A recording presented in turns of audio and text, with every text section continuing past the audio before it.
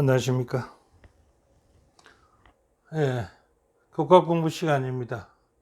이제 오늘은 2024년 4기 오늘 13가로서 공부가 2024년도 공부는 모두 마지막 시간입니다. 자, 문답식으로 풀어보는 교과 공부 오늘 제13가 마지막 맺는 말로서 하겠는데, 오늘 제목이 예수님과 하나님의 말씀을 아는 것이다 라는 제목을 가지고 함께 공부하겠습니다. 공부에 들어가기 전에요, 먼저 한자는 성경인가 라는 멘트부터 한번 해보겠습니다. 자, 창세기 3장 7절에 보면요, 이에 그들의 눈이 밝아 자기들의 몸이 벗은 줄을 알고, 이 아담과 하와 에덴 동산에서 하나님이 그만 선악과를 따먹었습니다. 그 선악과를 따먹고 나니까 그들의 옷이 벗어진 줄로 자기들이 알았습니다. 그러면 옷을 벗었다, 옷을 벌거벗었다 라는 한자는 어떤 한자가 있는가 한번 보겠습니다. 자, 먼저 이자입니다. 이자를 우리는 벌거벗을 라자라고 얘기합니다. 라자. 라체 사진 할 때 라체라는 말을 쓸 때 라자라고 이렇게 하는 것이 이 한자입니다. 이 한자를 보면 이상하게도 이 한자를 적으면서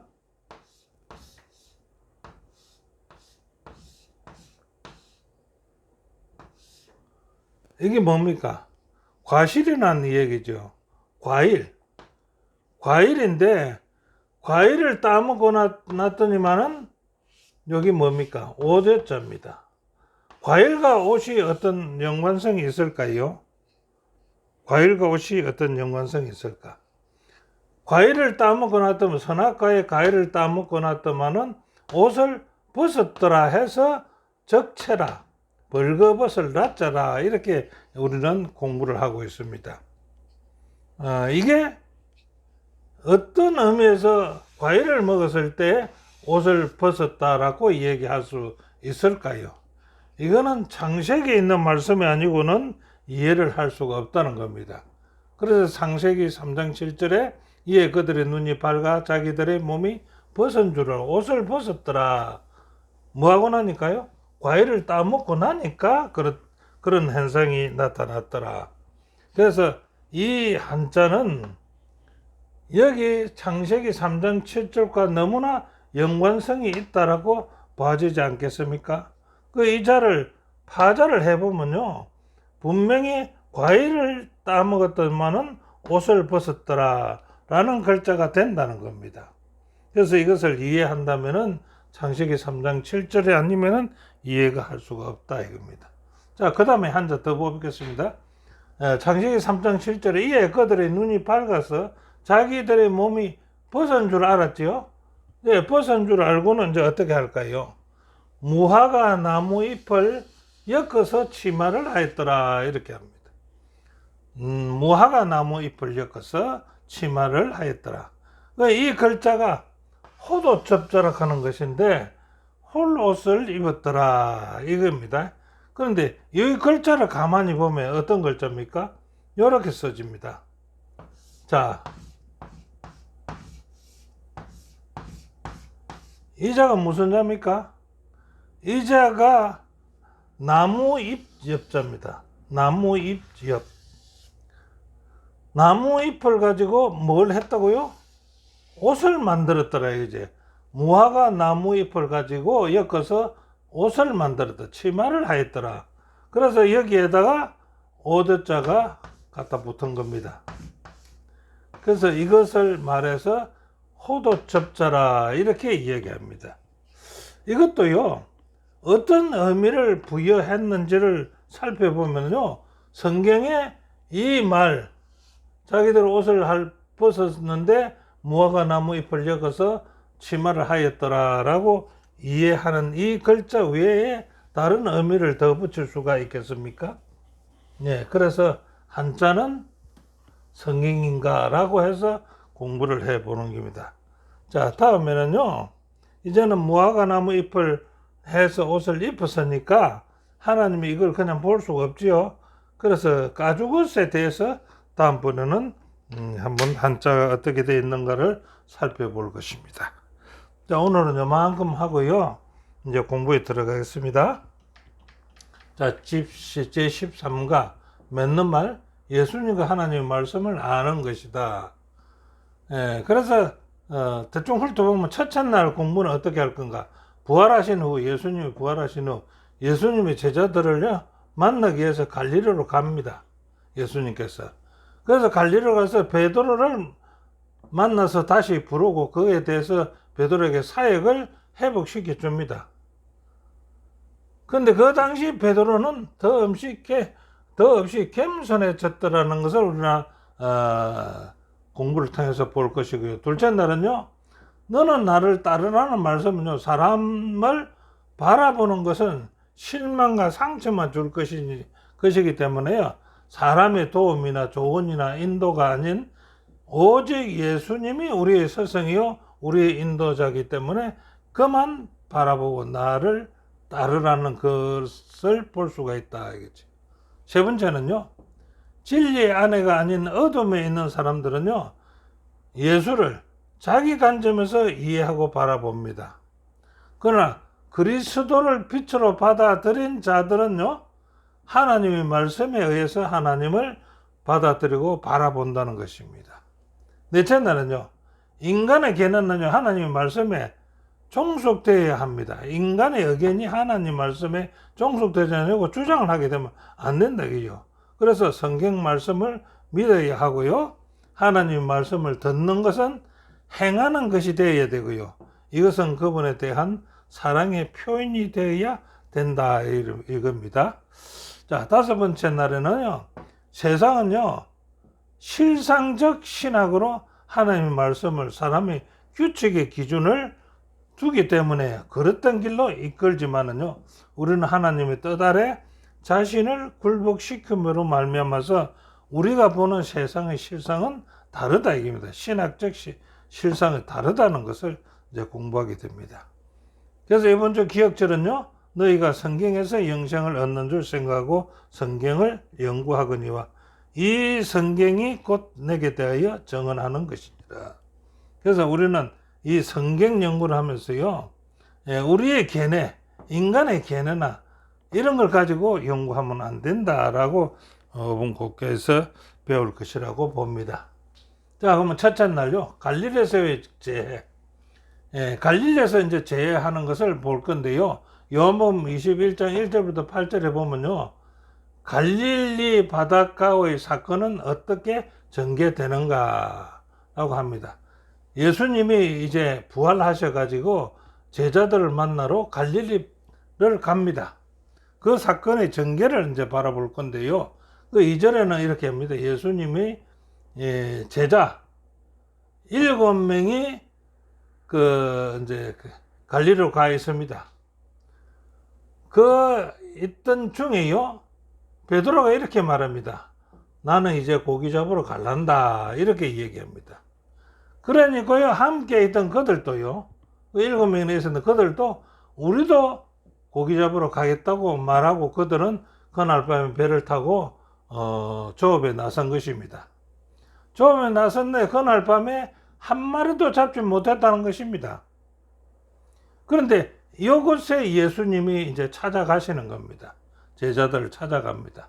그래서 아침 일찍이 예수님이 해변에 도착하셔가지고 조업하는 제자들을 위해서 조식을 준비하고요, 그 밥을 준비해 놓고 제자들이 들어올 때까지 기다리고 있습니다. 그 예수님은 무트로 오는 그 제자들, 밤새도록 조업을 하고 들어오는 제자들을 바라봅니다. 그래서 가까이 왔을 때 그들에게 이렇게 말합니다. 얘들아, 너에게 고기가 있느냐? 이럴 때 그 제자들이 오늘 밤새도록 작업을 했는데 고기 한 마리도 잡지 못했습니다 하고 없더라고 대답을 합니다. 그때에 예수님께서 다시 말씀하십니다. 너 배에서 그물을 갖다 배 오른편에다 던지라. 그러면 고기가 잡힐 것이다 라고 얘기를 합니다. 이 말을 제자들은 그들이 그물을 갖다가 배 오른쪽에다 던집니다. 그런데 갑자기 낮에는 고기가 잡히질 않는 그 시간이었는데도 고기가 많이 잡힌 것을 저들이 그물을 잡아보고 압니다. 그래서 그물을 끌어 올릴 수가 없을 정도로 많이 잡혔다는 겁니다. 실제로는 그때 누군지는 모르지만 누군가가 주시다, 예수님이시다 라고 말을 하는 겁니다. 그 말을 들은 베드로가 벗어 있던 우통을 걸치고서는 바다로 뛰어내려서 예수님께로 갑니다. 자, 그럼 그 다음 다른 제자들은요, 물고기가 가득 찬 그 그물을 끌고 육지에를 끌고 오고 있습니다. 그래 끌고 와서 그 고기가 얼마나 많은가 세어보니까 153마리나 되더라라고 얘기합니다. 엄청난 수확을 거두게 된 겁니다. 자, 이제는 이제 고기를 끌어올리고 제자들과 아침 식사를 합니다. 예수님이 준비해 놓은 아침 식사를 합니다. 그 자리에서 무슨 얘기가 있었을까요? 자, 10절에는 예수께서 그들에게 여러분이 방금 잡은 고기 좀 가져와 봐라. 함께 구워 먹자라고 얘기합니다.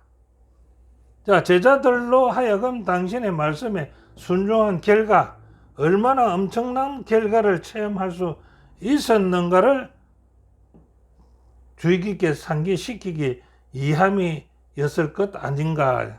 그냥 고기가 먹고 싶어서 그 잡은 고기를 가져오라고 했지는 않다 이겁니다. 그들을 다시 한번 주의 깊게 상기시켜서 예수님 하신 말씀에 따라서 그물을 오른편에 던졌더만은 고기가 많이 잡혔다는 그것을 상기시키기 위해서 예수님이 그 고기를 좀 가져오너라 라고 얘기했다는 겁니다. 자, 그래서 15절에는요, 아침 식사를 이제 마쳤습니다. 예수께서 시몬 베드로에게 뭐라고 또 말씀하시는지를 이제 볼 것인데요. 예수님이 이렇게 말합니다. 시몬아, 네가 이 사람들보다 나를 더 사랑하느냐? 라고 묻습니다. 그러니까 베드로가 대답하기를 가로되 주여 그리하오이다 라고 대답합니다. 내가 주를 사랑하는 줄 주님께서 아시지 않습니까? 그러니까 예수님께서 말씀하시기를 그렇다면 내 어린 양을 먹이라 하십니다. 그런데 이 똑같은 질문을 3번이나 베드로에게 합니다. 베드로가 이 3번이나 질문을 받았을 때 그 마음이 어떻을까요? 근데 예수님은요, 왜 이 같은 질문을 3번이나 했을까요? 이것은 베드로가 어떻게 변했는지를 보기 위해서였겠지요. 그래서 교과에 보면 베드로의 겸비를 확인하신 예수님이다. 확인하시고 나서 다시 사역의 길로 회복시키신다는 겁니다. 그래서 겸손은 분명 그리스도인이 감당할 사역의 가장 큰 자질이 아니겠느냐라고 저자는 얘기합니다. 자, 교훈에 보면요, 예수께서 갈릴리에서 이 베드로를 다시 부르고 사역으로 회복시킬 수 있었던 것은요, 베드로 그가 자신보다 예수님께 초점을 맞추고 겸손하게 행하였기 때문이다라고 저자는 얘기합니다. 자, 둘째 날은요, 오직 예수를 바라보라라는 말씀입니다. 자, 예수님은요, 베드로에게 사역의 길을 열어주신 후에 그 길을 어떻게 설명하는가 한번 볼까요? 자, 요한복음 21장 18절 19절을 보면 예수님은요, 베드로에게 사역을 복귀시키면서 그가 어떻게 죽을 것인지의 예언을 얘기하는데 뭐라고 하느냐, 팔을 벌리리니와 띠띠오고라는 용어를 씁니다. 이 용어를 풀이해 보면은 베드로는 십자가의 순교가 예고된다라고 저자는 얘기합니다.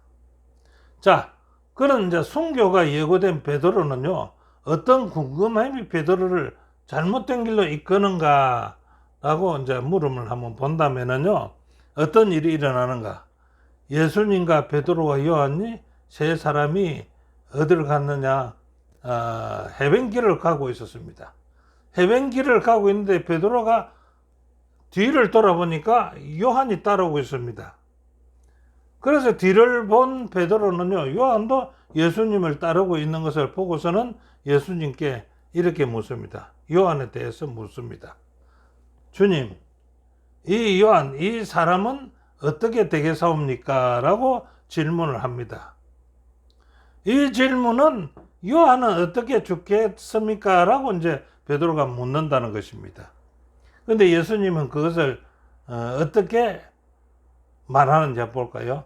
어떻게 죽을 것인지 예언된 베드로는요, 요한을 가리켜 주여 이 사람은 어떻게 되겠습니까? 라고 이제 물었거든요.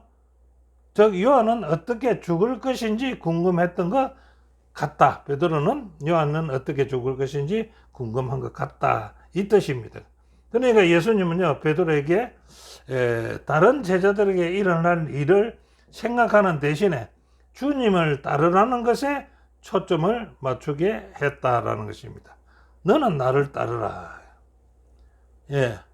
요한복음 21장 21절은요, 내가 올 때까지 그를, 요한이 어떻게 내가 올 때까지 그를 머물게 할지라도 내게는 무슨 상관이 있느냐? 왜 내가 그 말을 묻느냐 하는 말이죠. 그게 오해를 하는 겁니다.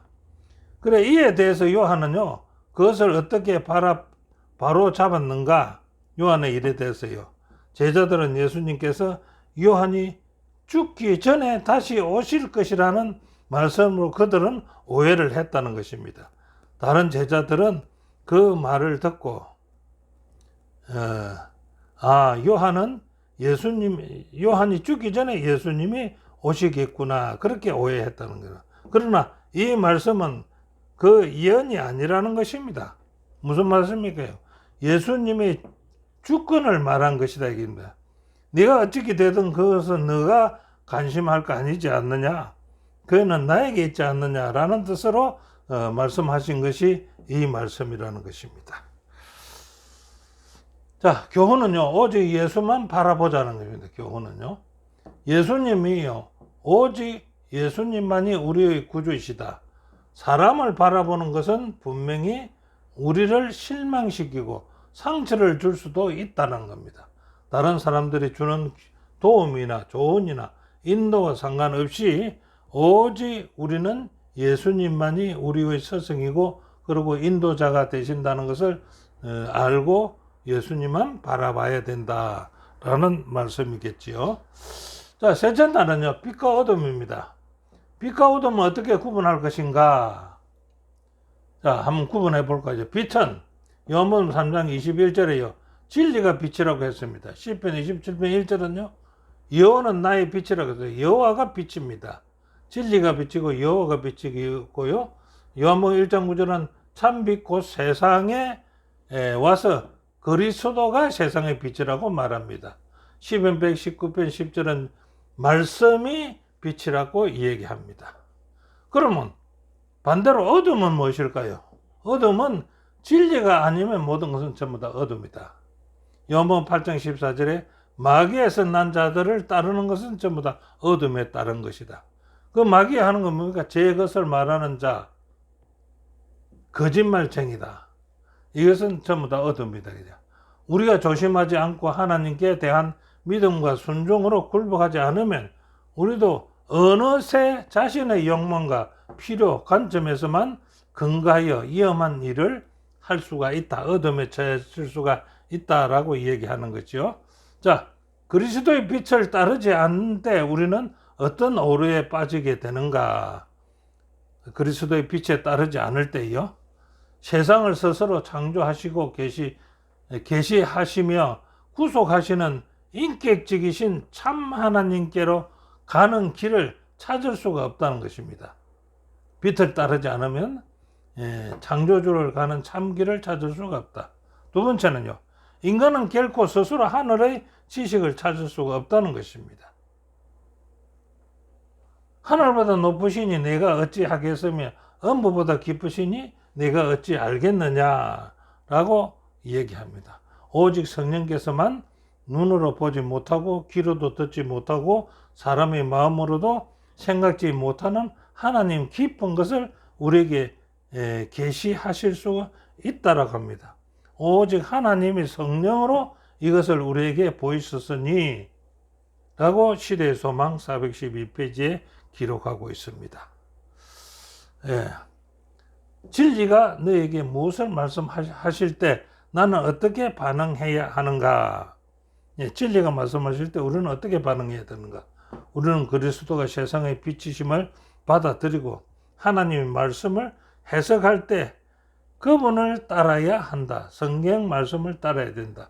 우리가 인간적인 면을 따라서는 안 된다라는 말씀이 되겠지요. 자, 교훈은요. 진리 안에 있지 않는 사람은 자기 관점에 근거해서 말을 하게 됩니다. 오직 예수님을 통해서만이 하나님을 아는 것이 무엇을 의미하는지 바르게 알 수가 있다는 것입니다.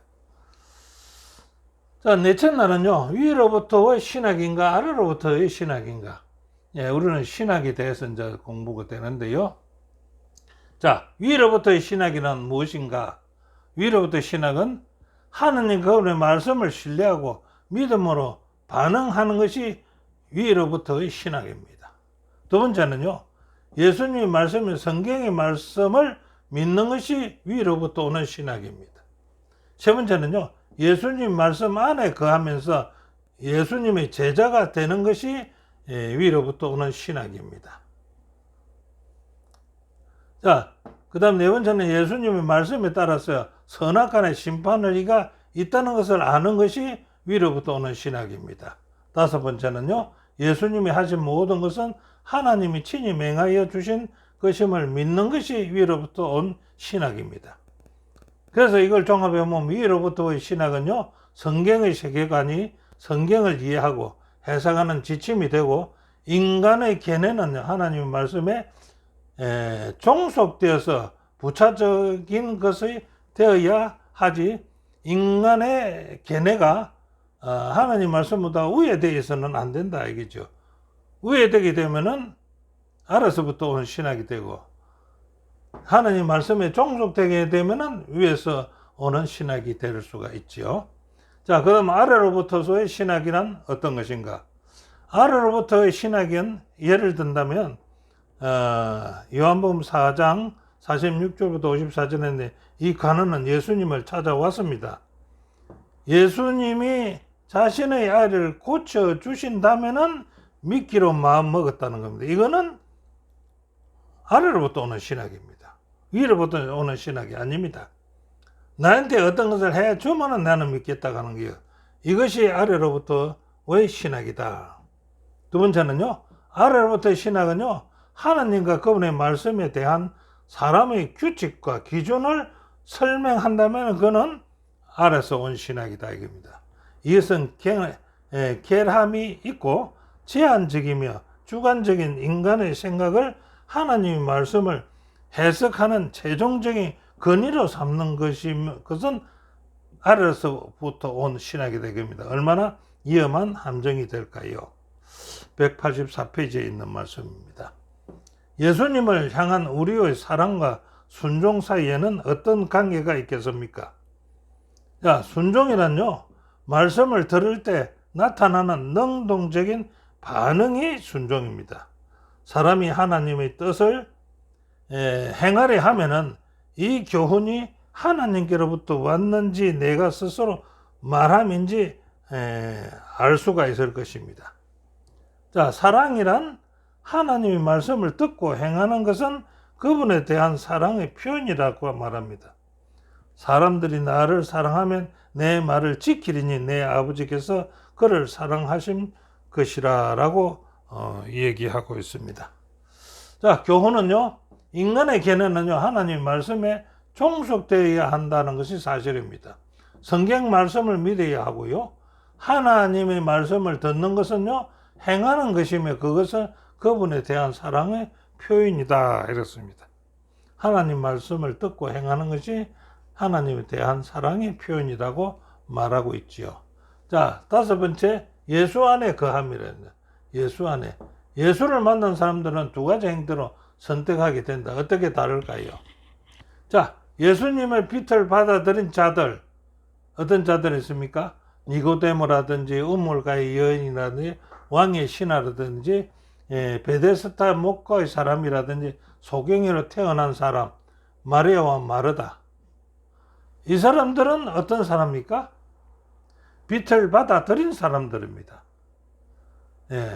빛을 받아들이고 하나님께 도움을 받은 사람들. 그런데 빛을 거부하고 소경이 된 자들을 한번 볼까요?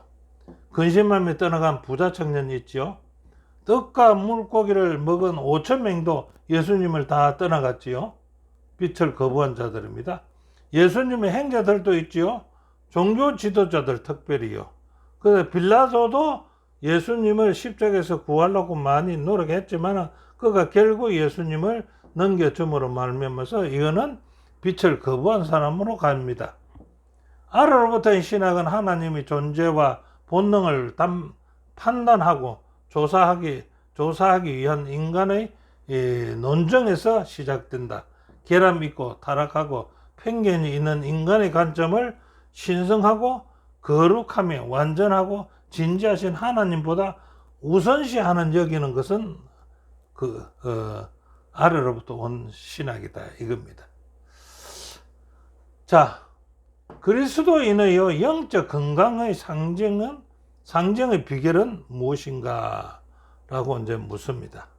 그렇다면요, 영적 상정은요, 비결은 예수님과 계속 연결되어 하나님의 말씀, 생명의 떡, 세상의 빛, 양들의 문, 선한 목자, 부활과 생명, 길, 진리, 생명, 참 포도나무임을 믿어야 한다. 영적 성장을 하려면 이것이 결부되어야 된다 이겁니다. 신격의 모든 분과 그분의 말씀인 성경은 자석과 같다. 정하지만 안 된다면은 우리를 그분에게 끌어당겨 줄 것이다. 우리가 거부하지만 않는다면은 하나님의 말씀이 우리를 끌어당겨 자석같이 끌어당겨 줄 것이다.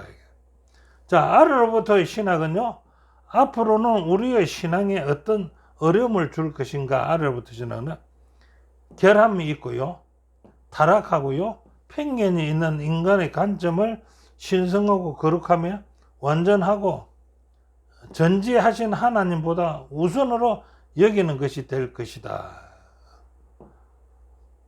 예수께서는요, 그리스도가 여기 있다 저기 있다 하는 자들을 조심하라고 말씀하십니다. 신성을 대체하고자 하는 인간의 지혜가 세상의 거짓 예배를 강요하려 할 때 아래로부터의 신학은 사람들을 거릇된 길로 이끌 것이다.